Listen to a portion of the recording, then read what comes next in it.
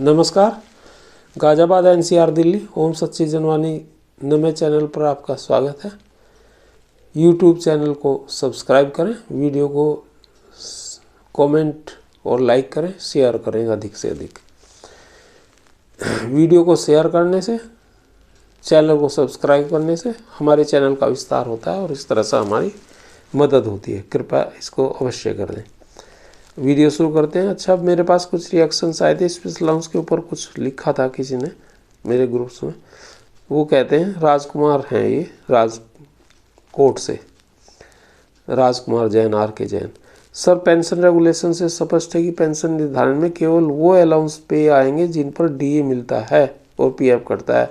तो special allowance के लिए यह मांग क्यों नहीं की जा रही कि इस पर भी पीएफ काटा जाए? सर, पीएफ कटते ही यह स्पेशल अलाउंस भी पेंशन निर्धारण के लिए आप ही एलिजिबल हो जाएगा। और मैंने इनको कहा है कि ऑलरेडी कोर्ट्स डिसीजन है, इस पर कोर्ट में लगा हुआ है, कोर्ट डिसीजन है इसके ऊपर, कोर्ट में लगा हुआ है। पीएफ कटने की बात सर्विंग एम्प्लॉइज़ को करनी चाहिए, रिटायर साथियों को पीएफ तो अब नहीं कटेगा। तो इसमें इन्होंने ये भी कहा, सर स्पेशल अलाउंस पर पीएफ काटने की मांग कब और किस एक्टिविटी से उन्होंने की थी? अभी तक तो केवल स्पेशल अलाउंस पर पेंशन देने की ही मांग देखने में आई है। तो इसी पे मैंने कहा था कि ऑलरेडी कोर्ट्स डिसीजन है और कोर्ट में ये लगे हुए हैं डिसीजंस।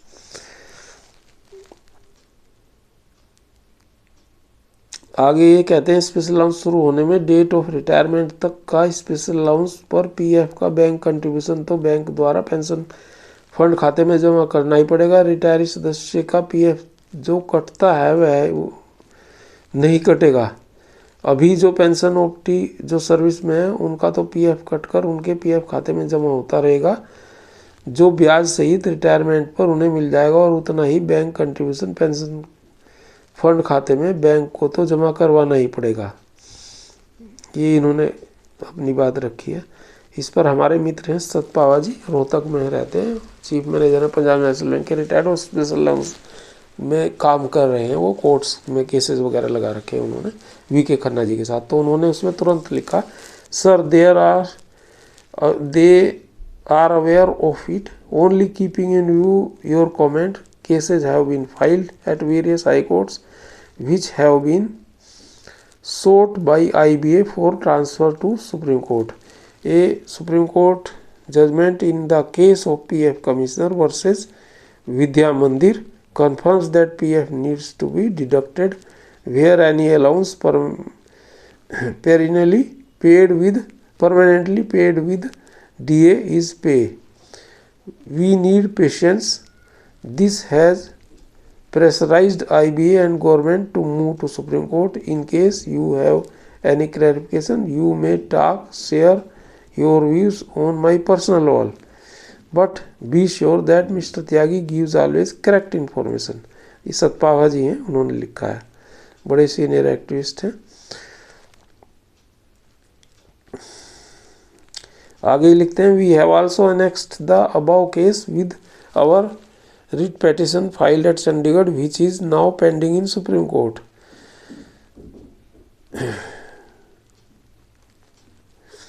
अच्छा, फिर वो लिखते हैं, राजकुमार जी ही लिखते हैं शायद इसे, बिल्कुल सही, परंतु पीएफ कटना चाहिए था, इसलिए इस स्पेशल अलाउंस पर पेंशन तो देनी पड़ेगी। ऐसा रिजर्व बैंक में कर दिया गया है, जो कि सुप्रीम कोर्ट के निर्णय के बाद हुआ है। यह मांग अगर मानी जाएगी तो पीएफ काटकर वापस देना पड़ेगा। यह बैंक आईबीए के फैसले पर निर्भर करेगा। हमारा लक्ष्य इस स्पेशल अलाउंस पर पेंशन लेने का है, इसलिए राजकुमार जी 11.46 पर दी गई टिप्पणी सही है। तो ये राजकुमार जी को सतपावा जी ने लिखा है। आगे लिखते हैं वो सतपावा जी, परंतु इस रेगुलेशन को उल्लंघते हुए 10 बीपीएस में टिप्पणी दी गई है और इसी को मद्देनजर रखकर पूरे देश में रिट पेटिशंस की गई हैं। श्री त्यागी दिल्ली हाईकोर्ट में दायर की गई केस में पेटिशनर हैं और जिस केस में को सुप्रीम कोर्ट ने मुख्य केस बनाया है। समय समय पर श्री त्यागी जी हर प्रगति पर नज़र रखे हुए हैं और इसके साथ हमारे जैसे दूसरे पेटिशनर्स से समन्वय बनाए रखते हैं। स्पेशल अलाउंस को आज नहीं तो कल पेंशन के लिए पे में ऐड करना ही पड़ेगा। श्री त्यागी जी को निश्चित ही सफलता मिलेगी और सुप्रीम कोर्ट को इनके पक्ष में फैसला देना ही पड़ेगा, ऐसा मुझे विश्वास है। सतपावा जी लिख रहे हैं सारी चीज़। तो क्योंकि हम पेटिशनर हैं उसमें, और ये चंडीगढ़ वाले में पेटिशनर है, इनके सबके रोक कर हमारा वाला सुनने को कहा है, हमारे वाला सुना जा रहा है केस। तो ये इसलिए इन्होंने इसे क्लैरिफाई करा अपने राजकुमार जी को, जो ये इसका बार बार ये लिख रहे थे इस चीज़ को, तो इसको इसलिए इन्हें बताना पड़ा। अभी मैं देवपल्ली मूर्ति जी हैं, इनका थोड़ा सा बता देता हूँ ये क्या लिख रहे हैं, भेजा है इन्होंने मुझे। एक तो ये लिख रहे हैं 10th BPS settlement be signed between IBA and UFB at Mumbai on Mahashivratri Palwadin, that is on 8th March 24. Everything is an open secret. We know the full contents of the draft minutes, accepting fine-tuned quantum of ex gratia without prejudice to the final outcome in Singla's case at the Supreme Court motion hearing on wide item 10, the draft copy handed over to UFBU on and the date of final settlement. IBA DFS MOF also ensured to keep it as guarded war secret. Even the AIBRF leadership exposed their anguish, saying that IBA has been reluctant to divulge any information related to the pensions akin to war secret, and thus the leadership have been kept under dark, including the UFBU, even for that matter. Extract from AIB circular number 38/06/2024/8 dated 5 March 24, इन्होंने ये दिया है।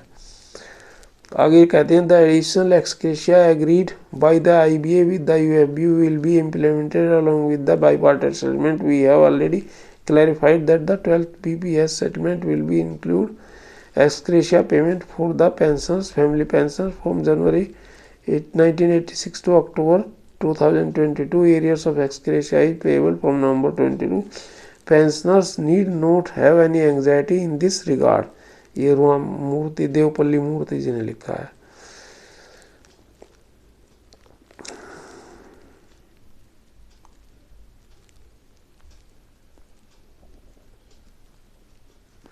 आगे फिर एक और मुझे message भेज रहे हैं, ये आगे लिखते हैं, मैं वो भी सुना देता हूँ। अच्छा, आगे लिख रहे हैं whatever bank pensioners got whether it is 5 years weightage और 1616-1684 index cheating by IBA UFBU nexus were all through intervention of judicial process by some good Samaritan among us the pensioners. Pensioners did not even bother to acknowledge or thank those good Smartians, leave alone contributions by way of few hundreds rupees. Pensioners are only interested in paying levies and subscriptions to retirees organizations who have done nothing and were conspirators of UFBU in denying the legitimate claims of pensioners. As the saying goes, beggars cannot be choosers. Pensioners are prepared to accept anything, either ex gratia or interim relief. ये देवपल्ली मूर्ति जी कह रहे हैं सारी चीज़, Srinivasan Murthy ji. Please understand this ex gratia is offered without which IBA UFBU combined cannot move to Consumer Price Index 2016 because serving employees and retirees will have to be brought under one umbrella in the matter of payment of DA as per the provision of Pension Regulation 1995. This ex gratia is not out of goodwill or gesture or the initiative of UFBU. 100% neutralization to pre-November 2002 retirees and payment of the ex gratia is out of the compulsion to change over to 2016 index. Still, pensioners have a rightful claim for updation of pension on RBI lines as the original settlement provides for it if the outcome of pending cases of Singla case in Supreme Court and other such pending cases by good Smartians like Vasant Vankundre in Bombay High Court and Kolhapur are properly disposed of. This attempt by IBA UFBU combine of contemplating ex gratia concept is only to dilute and distract the rightful claim of petitioners on the RBI lines as contemplated in the original settlement. These conspirators may even go to the extent of amending the original pension settlement entered between IBA and AIBA in the year 1993 as long as the bank pensioners are ignorant and continue to subscribe to retirees organization who are nothing but hence men of UFBU. Pensioners cannot claim anything legally and with respect. In fact, even in the past also AIBA, AIBRF have been the co-conspirator along with the AIBA DFS MOF for our losing 100% DA case at Supreme Court. Also click the following, listen my, अच्छा ये इन्होंने अपना वो दिया है कि भाई मेरा ये सुन लो आप, ठीक है। तो ये चीज़ थी, मैंने आपको सुना दी इनकी भी बात। धन्यवाद साथियों, नमन, भारत माता की जय, वंदे मातरम, थैंक्स।